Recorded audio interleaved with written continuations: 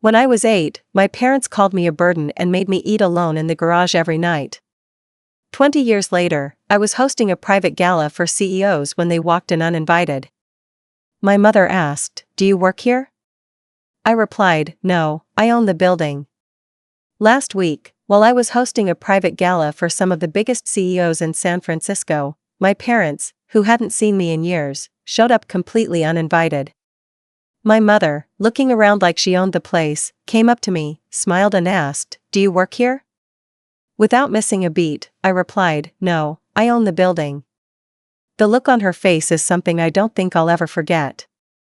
Here's the full story, because honestly, I'm still trying to process all the emotions that night brought up for me. I grew up in a small house on the east side of Sacramento, California. It wasn't the worst neighborhood, but it wasn't exactly thriving either. Faded lawns, cracked sidewalks, neighbors who nodded at each other but didn't really talk.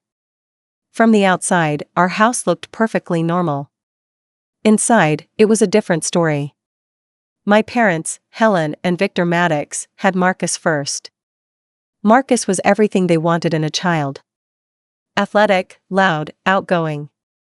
The kind of kid who could hit a home run and then charm the pants off everyone at the after party. When I came along 3 years later, it was obvious almost immediately that I wasn't cut from the same cloth. I liked to read. I liked to draw. I wasn't good at sports, hated crowds, and cried too easily when someone yelled. By the time I was 8, they had stopped pretending they cared. I heard it for the first time one night when I accidentally knocked over a glass of milk at dinner.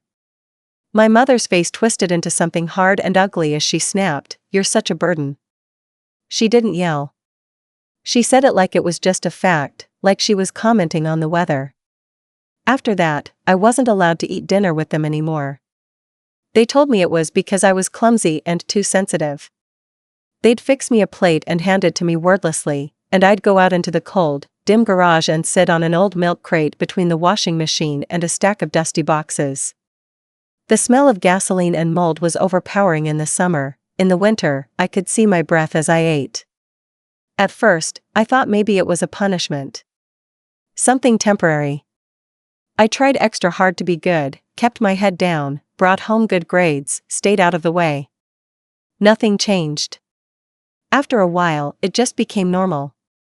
Birthdays came and went with little more than a mumbled "happy birthday" if they remembered at all. Christmas was worse.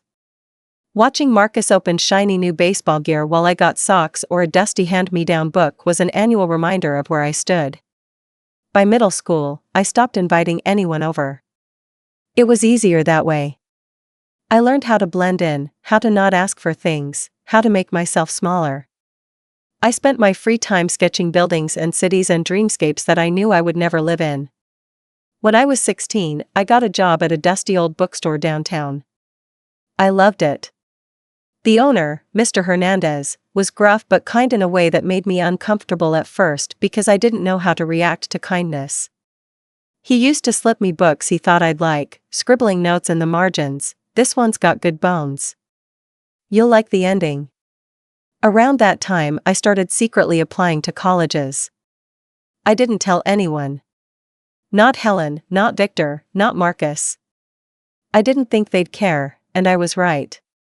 When I got my acceptance letter to UC Berkeley, I was over the moon. I showed them after dinner one night, barely able to keep the excitement out of my voice.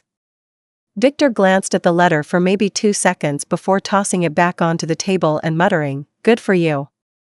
Just don't ask us for money." I didn't. I pieced together scholarships, grants, part-time jobs. I left home 2 days after high school graduation and never looked back. Berkeley was like stepping into another world. People actually listened when I spoke. Professors encouraged my ideas instead of shooting them down. I met Cassie, my roommate, who painted murals around the city and believed in things like social justice and community gardens. I met Ronan, my design professor, who pulled me aside after seeing my first-year project and said, "Kid, you've got something. Don't let anyone tell you different." I worked harder than I ever thought possible.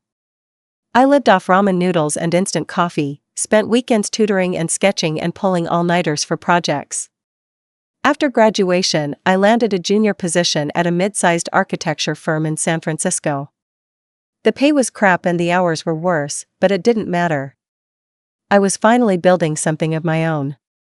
By the time I was 30, I had saved enough to start my own boutique firm, Maddox Plus Company. The irony of keeping the last name wasn't lost on me.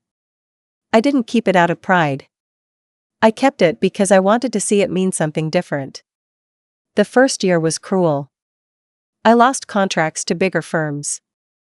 I maxed out credit cards to make payroll. I thought about quitting more times than I could count. But little by little, things started to shift. Word got around that Maddox Plus Company wasn't the cheapest or the flashiest, but we listened. We cared. We delivered. At 33, I bought my first building, a battered, forgotten brick structure at the edge of Soma. I spent 2 years pouring every spare dime into restoring it, fighting red tape and zoning boards, haggling with contractors, overseeing every inch of the renovation myself. The finished product was beautiful: soaring ceilings, polished concrete floors, exposed brick walls that told stories all their own. We turned it into an event space for tech companies, startups, fundraisers. The building became a symbol of everything I had clawed my way toward. And that brings us to last week. We were hosting a private gala, one of the biggest events we'd ever done.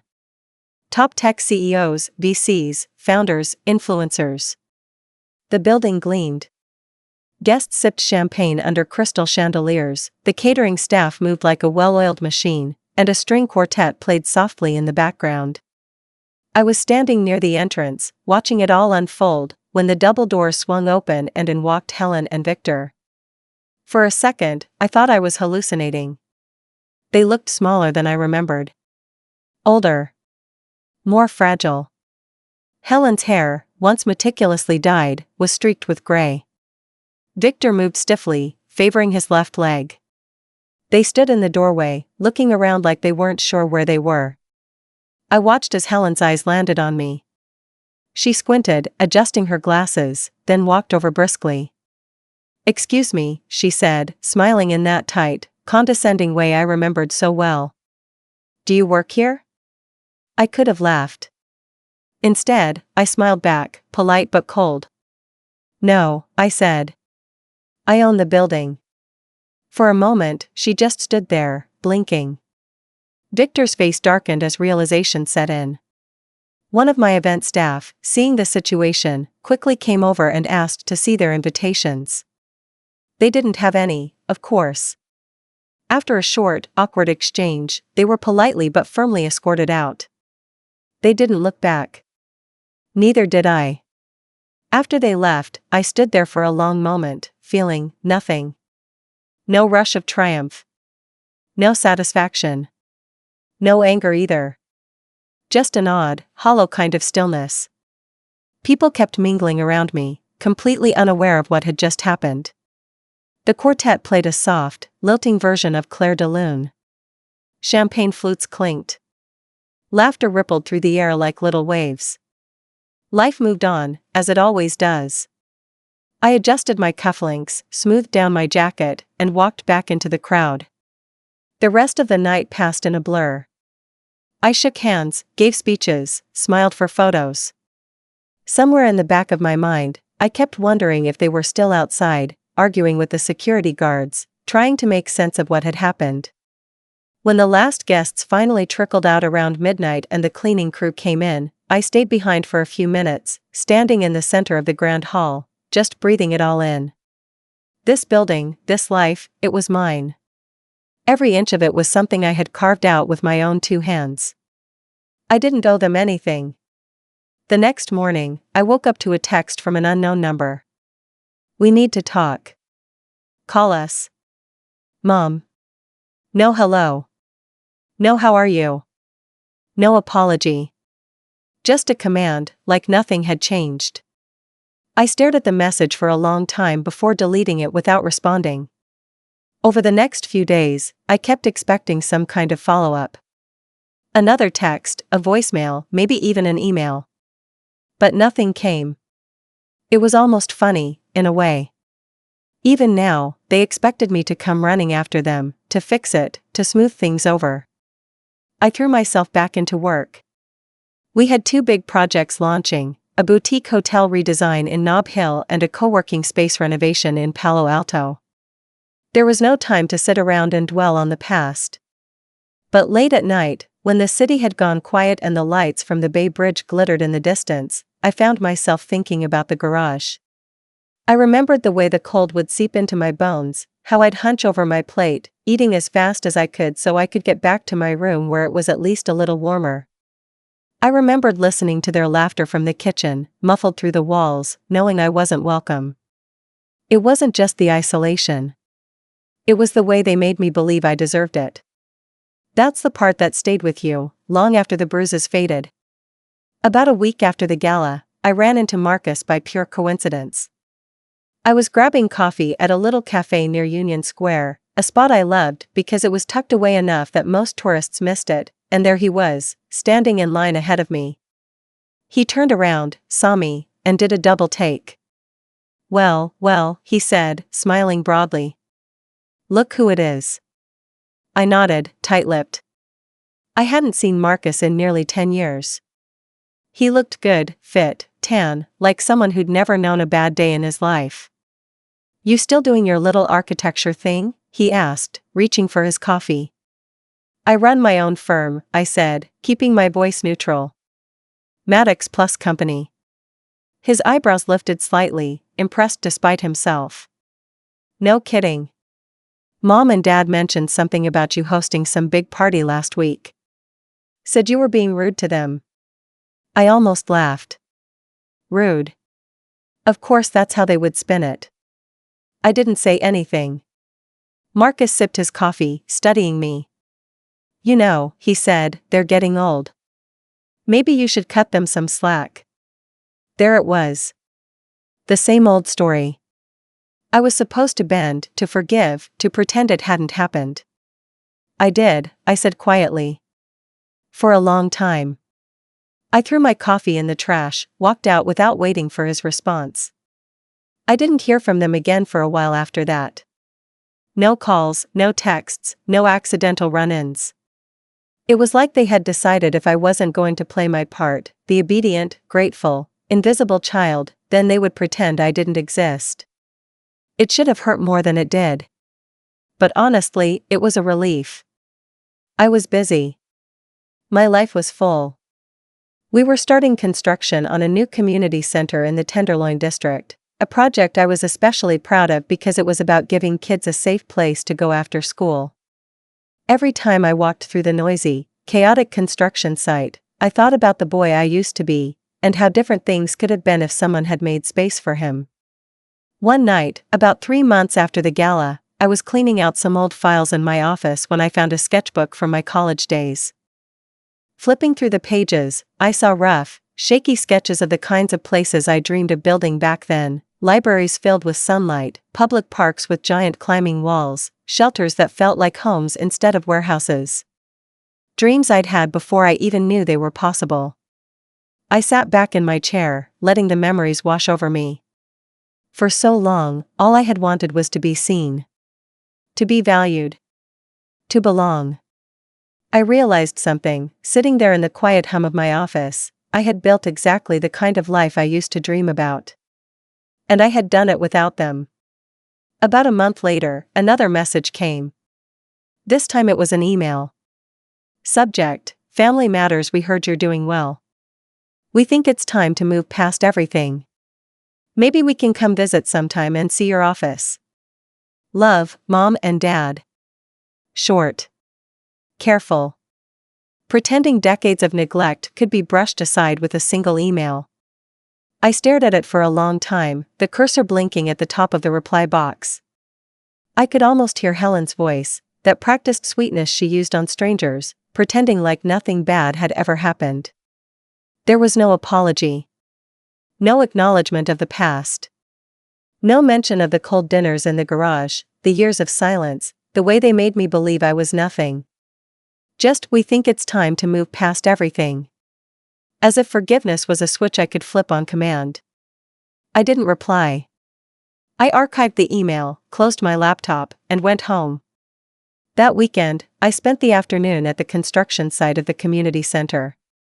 The walls were up now, the roof almost finished. Kids from the neighborhood ran past, laughing, kicking a soccer ball across the dusty lot. I ended up talking to a woman named Alondra who lived in the apartment building across the street. She had 2 boys, 9 and 11, and she asked if the center would have after-school programs. Yeah, I said. Homework help, music classes, art workshops. Safe space for them to hang out. Her eyes filled with tears she quickly wiped away. People around here don't usually care about us, she said. I didn't know what to say to that, so I just nodded. Later, driving home, I thought about how many years I spent trying to get the approval of 2 people who had no idea how to love properly. And now here I was, building spaces for strangers, giving other people the safety I never had. Maybe that's what healing looked like. Not getting the apology. Not fixing the relationship. But choosing to be different. Choosing to build something better. Another month passed. Then another. Spring slid into summer, the city shifting from cool gray mornings to the sharp, salty heat of July. We hosted another gala, this one for the launch of an affordable housing initiative I had helped fund. It was the kind of night that would have made my 8-year-old self dizzy with disbelief, people clapping, cameras flashing, donors shaking my hand and thanking me. Toward the end of the night, as the crowd started to thin out, Cassie found me. She still painted, still wore the same splattered Converse sneakers, still had the same wide, bright laugh. You doing okay? She asked, handing me a glass of water. Yeah, I said. Actually, yeah. She grinned. Good. You deserve this, you know. I looked around, at the space we'd built, the people smiling, the music humming low and sweet through the speakers. For the first time in a long time, I believed her. One morning a few weeks later, a thick envelope showed up at my office. No return address. No note inside. Just a stack of family photos, old ones, from when I was little. There were pictures of Marcus in his baseball uniform, grinning and holding a trophy. Pictures of birthday parties where I sat in the background, half out of frame. Christmas mornings, Easter egg hunts, family vacations I barely remembered. And tucked at the bottom, one picture of me, maybe 7 or 8 years old, sitting on that milk crate in the garage, holding a paper plate of spaghetti in my lap. The photo was slightly blurry, the lighting bad, but there was no mistaking it. I stared at it for a long time. It felt deliberate. Like some kind of twisted olive branch. Like they were saying, see? We remember. But remembering wasn't enough. I left the photo sitting on my desk for a few days, untouched. Every time I reached for something, a pen, a file, my laptop, I'd catch a glimpse of that one photo. The garage. The spaghetti. Me, hunched over, trying to make myself invisible. It was strange, how a single image could pull the air right out of your lungs. I didn't tell anyone about it. Not Cassie, not Ronan, not my assistant who always knew when something was bothering me but never pried. I just carried it. A week later, another email came. This one was longer. We realize we made mistakes. It's hard to be parents. We did the best we could with what we had. Maybe we weren't perfect, but it's time to move on. We'd love to come visit your building. Maybe you could show us around. It would mean a lot to your father. It read like a press release. Cold. Impersonal. There were no specifics. No real apology. Just a vague, slippery admission of mistakes wrapped up in a request to tour the life they had nothing to do with building. I didn't respond. I didn't even think about it very long. Instead, I threw myself deeper into work. We broke ground on another project, a mixed-use community space in Oakland. I started mentoring architecture students from disadvantaged backgrounds. I gave a TEDx talk about inclusive design. Every time I stood on a stage, or reviewed blueprints, or walked through a finished project and saw people using spaces I had once only dreamed about, I felt it. That tiny spark of pride. That whisper of, you made this. You built this. You survived. But healing isn't linear. Some nights, lying in bed with the city lights flickering outside my window, memory still ambushed me.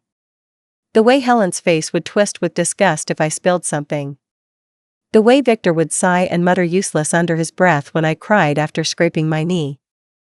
The way Marcus would breeze through the house, golden and adored, while I shrank further into the shadows. Those nights were the hardest. Because no matter how much you build, no matter how far you climb, there's still that small, battered part of you that remembers being 8 years old and eating alone in a freezing garage. One Saturday afternoon, months after the gala, I found myself back in Sacramento for a business meeting. It was supposed to be quick: tour a potential site, meet with investors, drive back to San Francisco. In and out. But as I was leaving the meeting, I made a wrong turn and found myself in my old neighborhood. It was almost instinct, the way my hands turned the wheel without thinking. The house was still there. Same faded beige siding. Same overgrown bushes choking the front yard. The paint was peeling around the window frames. A dented blue truck sat rusting in the driveway. It looked smaller. Sadder. Funny how time does that. I sat there in my car, engine idling, staring at the front door. For a second, I thought about getting out. Knocking. Seeing if they were home. But I didn't. I didn't need to. Because standing there in the street, watching the wind rattle the dying trees, I realized something I hadn't fully understood until that moment: they hadn't just failed me. They had failed themselves. They had chosen smallness. Chosen pride over love. Chosen appearances over connection. And I had chosen something different. I sat there for a few more minutes, watching the house, remembering. Then I put the car in gear and drove away without ever stepping out. No confrontation. No final words. No dramatic goodbye. Just me, leaving them behind the same way they had left me behind so many years ago. Back in San Francisco, life moved quickly. The Oakland project was finishing ahead of schedule. Maddox Plus Company was being considered for a huge municipal contract. I was busier than ever, and the more time passed, the less I thought about Helen and Victor. But it seemed they hadn't forgotten about me. A few weeks later, I got a call from one of my assistants, Maya. "Hey," she said cautiously. "There's a couple here asking about a rental in the building." "Okay," I said, distracted, glancing at my calendar. "There, your parents," she said, almost whispering. I froze. Apparently, Helen and Victor had fallen on hard times. They lost most of their savings after some bad investments. Their house was underwater. They were looking to rent a cheap unit in one of the properties Maddox Plus Company managed. They hadn't realized the building they were applying to was owned by me. The universe had a heck of a sense of humor. I thought about it long and hard. It would have been easy to reject their application out of spite. Or to jack up the rent so high they couldn't possibly afford it. But that's not who I wanted to be. Instead, I told Maya to process the application like we would for anyone else. Background check. Credit check. Proof of income. All the usual steps. No favors. A week later, the results came back. Bad credit. No steady income. History of late payments on their mortgage. Application denied. 2 days after they were officially rejected, I got another email. This one was frantic. Emotional. "We really need this. Please reconsider. We're family. Surely you can make an exception." I didn't reply. I didn't need to. They had spent years teaching me exactly how much family meant to them. Now they were just another rejected application in a stack of paperwork. No special treatment. No second chances. They didn't even deserve the courtesy of a response. The real revenge wasn't being cruel.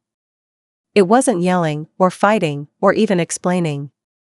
The real revenge was living a life so full, so rich, so completely out of their reach, That they had no choice but to watch from the outside, small and powerless, while I thrived. I didn't need their approval anymore. I didn't even need their apology. I had built a life entirely without them. And it was beautiful. Last month, Maddox Plus Company opened our newest project, a stunning, modern library and community center right in the heart of the Mission District. The opening ceremony was packed. Kids laughing, parents crying, photographers snapping pictures. I stood on the stage, looking out at the crowd, feeling a lump rise in my throat. I had turned everything they gave me, the loneliness, the neglect, the abandonment, into something stronger. Something better. Something permanent. They chose to leave me in the cold. I chose to build places that warmed others. And in the end, that was the only victory I needed.